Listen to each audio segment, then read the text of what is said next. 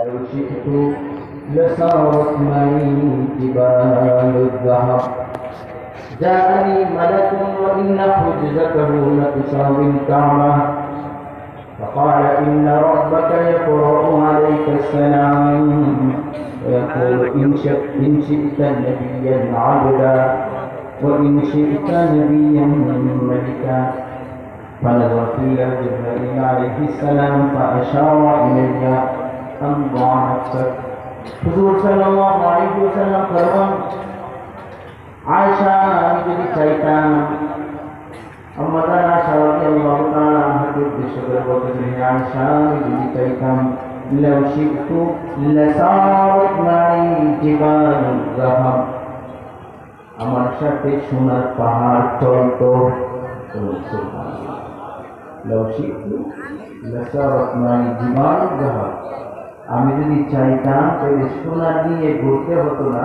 সোনার পাহাড় আমার সাথে চলত।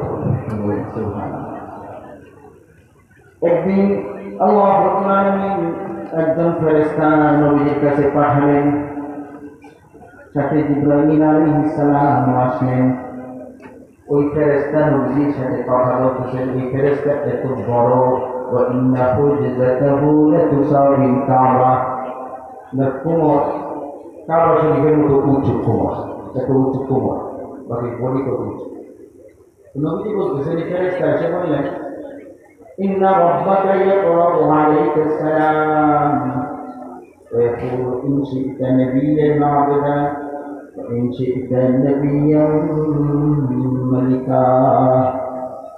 এই ফেরেশতা এসে বললেন আপনার রব আপনাকে সালাম দিয়েছেন। সুবহানাল্লাহ। আমাকে পাঠাইছেন একটা কথা জিজ্ঞাসা করার জন্য, আপনি কি